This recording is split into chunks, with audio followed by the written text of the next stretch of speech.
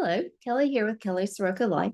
And today I am bringing you the first in the June series of the 4x4 that I do every month, where I work with a crystal, study an herb, uh, work with a deck, and read a book.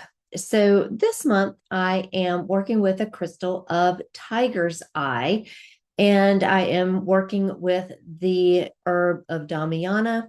I am working with the Al Cinto Tarot, and I'm also reading the book, The Tarot of You. So I'll have all that information down below, and you can get any information there that you want on any of these items. But I started this practice because I wanted to really dig deep into different magical items that I have that I really enjoy, that I want to find out more about. And some of them are things that are new to my collection and I want to get to know them better. And a lot of them are things that I've had around and I've just wanted to study them more in depth. And you can find all the videos that I've done for this practice for this year and for most of last year, I think, too. And so it's just every month, it's just something different and new. All the decks are different, all the books are different, all the crystals have been different, all the herbs have been different, but they've all had their own special story to tell, and they've had their own special messages and ways that they've connected to other parts of my life. And so it's been a wonderful practice, and I really love sharing all of this with you because it's a way to put more witchcraft out into the world, to put these messages from spirit, from the divine, out into the world, and to really connect to the earth, and to connect with other creators and authors and writers. And it's been a wonderful practice. And so this month is like I said, I'm working with the crystal of tiger's eye. And tiger's eye is one of those that I think is pretty common, that most people have seen or heard of, or maybe have a piece of, because it's pretty much, you can find it pretty much anywhere, and in lots of different shapes and forms. And I'll show you some of those in during the video. But this is just to show you, if you don't really know what tiger's eye looks like, this is just a small piece, just a small tumble of tiger's eye. And this is I have lots of little pieces of this small tiger's eye, but you can see it's got this. It's kind of hard to see it on the camera, but you can see that it's got these little bands of like gold and brown in it. And when you put it under the light, you can kind of see movement underneath the surface. And that is a crystal term, or a geological term called chatuance. And it's like having something that is a cat's eye. And so this is one of some of the crystals that will, when you polish it, you can see that kind of movement. And some of them, if they're some of them have just that one little band down the middle that really looks like a cat's eye. But this is that term for that special look. And there's a few other crystals that have that look as well. And it's really beautiful. And it's like if you look at a piece of rainbow obsidian. A lot of times, if you hold it in the light, it's black, but you can see a rainbow in underneath it, and so it's got that quality. So, and tiger's eye is, it looks like that. It looks very tigerish. It looks like a tiger, like a tiger's eye, and so it has the regular tiger's eye has a that the and you can see it better. Here's a heart that has it's got the gold and the brown in it, but you can see the really beautiful colors that this crystal has in it, and it comes from the looking like a tiger's eye. It has, and because of this, and because of this association with the tiger and the tiger's eye, it has a very fiercely protective energy. So if you're looking for something that you might want to use as a protective stone, this is a good one to do. And I have a few pieces here. You can just see these little tumbles here, and these are really good because you can find these. They're very common, and you can find these and not very expensive, and so you can find these in lots of places. And so having a few of these little tumbles like this, you can put them around. Maybe you want to put them around a workspace, or maybe you want to put them around your home, or maybe you want to put them in your car if you're driving, or maybe you're traveling and you want to bring some protective stones with you.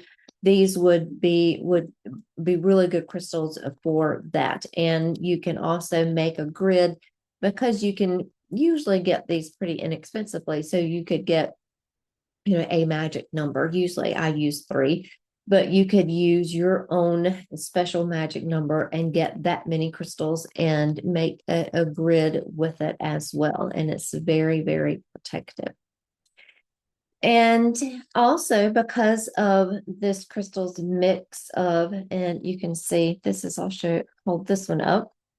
This is just a flat piece that's been polished on the top and the bottom, and you can see it's got the unpolished edges. So this is just like a little slab, and you can see it's not easy to see on the camera, but you can kind of see the light as the light passes over it, and you can see that movement underneath it. So because it has this mix of gold and brown colors, it's often used to increase luck, boost prosperity, and give confidence in job interviews, or anytime that you feel like that you need some confidence. Maybe you have to make a presentation or make a speech, or maybe you're doing something that you're really not, that you just want some confidence, and it's this one-time thing, and but you want some confidence in it. Maybe you're asking for a raise, or something like that. And or maybe you want to leave a job, maybe you want to quit, and so this would help you with that confidence. And maybe you want to make a change, and you just need that confidence. And so you can also use this, and I have all this information is here on, I have a handy dandy PDF for you. So it has all the things that we're going to talk about today in this PDF, and I will have a link to that, and you can download the PDF from my website on the page that is called the Cauldron. And so all that information is there. And so you might want to use this stone when you need focus, grounding, and a primal strength. And so this one, I feel like that is, I think one of the first ways that I used tiger's eye was when I started working with the chakras and with Reiki healing. So when I was studying to get the Reiki master, And I started out with working with the chakras at that time. And I wanted a stone that represented each one of the chakras. So I had something that I could hold, that I could, look at, the kind of to touch into when I was doing the Reiki healings. And so tiger's eye was one that I like to use for the solar plexus, because the solar plexus is often the color that's associated with it is often yellow. And so and it's this that place of this is the I. This is the place of the I, like the capital I of you, where you have your strength, where you have your power. But it's still grounding, and it's definitely a grounding stone because it's in those lower third chakras. But it also connects to the upper chakras as well, with that mix of the gold and the brown colors. And so it has that way of you can kind of use it for, it's a good place to focus. And one of the really fun things about tiger's eye is you can find it in different colors as well. So this is I'll hold this up to the camera, see if you can see it. And so this is, I don't know if it's going to focus on it, but this is a red tiger's eye here. So you can see it has a little bit, it's just a little bit redder than in the gold part. And here's the gold. And then this is a blue tiger's eye, which is sometimes called, this is the blue over here, and this is the gold. But you can see this is the blue tiger's eye, and this is sometimes called a hawk's eye. But I love the blue tiger's eye as well. So that is one of the fun things about tiger's eye, is that you can find it in not only the gold, but the red tiger's eye and the blue tiger's eye. So if you want to maybe you want to bring in, have something that's really grounding, a red tiger's eye is going to be good for that, because it's that red color associated with the root chakra. And if you wanted something that kind of bridged the gap more, you might want to use the blue tiger's eye, because you can really focus in on your third eye there with that indigo color. So it's a very versatile stone. You can find it in lots of different places, in lots of different shapes. And like I have here, I have the slab. I have a heart here. And then this is an unpolished piece. So this is what it looks like when it comes out of the mine. And it's just, even though it's not polished, it's just as beautiful and just as striking and wonderful to use. But I think this is my favorite. This is my tiger's eye skull. And this might be it was either the first or one of the first skulls that I bought. But this one, he's definitely one of my favorites, because I feel like that it's very protective in so many different ways, and protective in you're giving me confidence, but also, looking at the shadows, what is underneath that needs to be to have some light shown on. And so I feel like that with the skull, it's a really good way to cross that line. If you do any kind of journeying or shamanic work, it's a good way to have that grounding, but also be able to be open to that portal to the other world. And so tiger's eye has long been used in ancient civilizations as a shield in battle, or a talisman to dispel evil or negativity.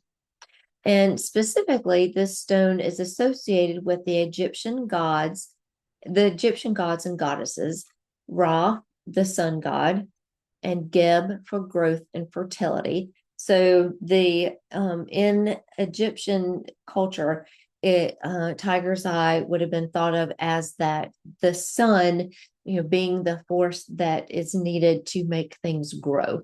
And so, and that, that intertwining of the sun and the earth and with growth. And so it was kind of a symbol of those two gods together. And also with Bast, the feline headed goddess in ancient Egypt, and very specifically, the lioness warrior goddess Sekhmet, who embodies the ability to create and destroy. And I feel like that, this tiger's eye definitely has that energy of Sekhmet, this wanting to create, and knowing that sometimes in creation something has to go, something has to be destroyed, something has to be released, and having that, and sometimes we need that more just primal strength, that time when we need something to, we are fighting hard for something or against something, and sometimes we just need that, and we need that, and we might be in a point in our life where we want to call on Sekhmet and call on that energy. So that is our witchcraft that we're going to do today. We are going to do a prayer to Sekhmet with our tiger's eye. So with this one, I'm going to use my faithful little skull here, and I'm going to just hold him here. And then I'll also have a second smaller piece that I'll use, because we're going to use two different pieces for this. So we're going to bring in that duality, bring in that dual nature of this stone. And so we want to bring in the energy of Sekhmet, the ability of the goddess to protect us when we're in danger, and challenge us when we are living without authenticity. So sometimes they may be happening at the same time.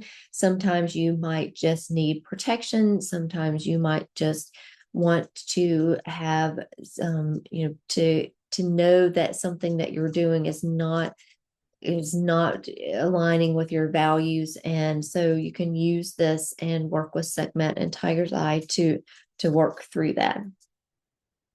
So I'm going to take the skull. So you're going to take one in one hand, and I'm going to hold the crystal down near my sacral chakra. It's kind of just because it's kind of right in the middle of those lower chakras. And then another one that's going to be right here at my third eye. So once you have these in place, you can just close your eyes. Take a few deep breaths.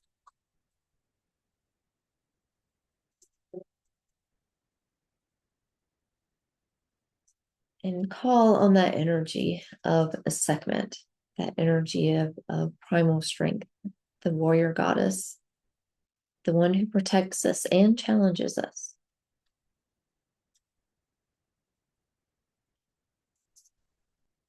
And then when you're ready, you can say, lioness-headed Sekhmet, goddess who restores the soul of the warrior, with the spirit of tiger's eye, grant me courage, allow me to see with depth and breadth, to persevere with focus and primal strength.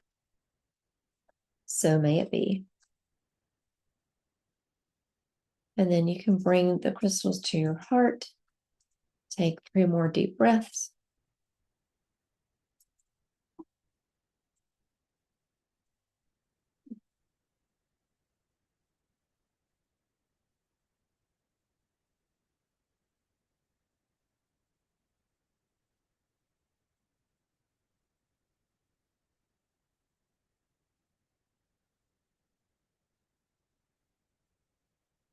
And then as you let that third breath out, you're letting out your prayer and sending it to the goddess.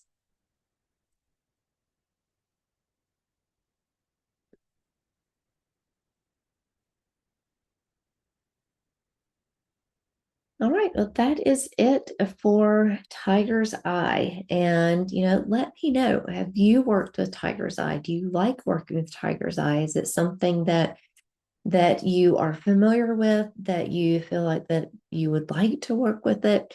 It is a very powerful stone. It's pretty common, but it's still, it's still very powerful, and it still has this place of strength and courage. And so if you're feeling like you really need some strength, some courage, something to just to do something that you need courage in, if you just feel like that you just, you've been just maybe dragging, or you feel uninspired, you can, or you feel like that you're not living authentically, if you feel like that you're not being true to yourself, or to your values, or to your boundaries.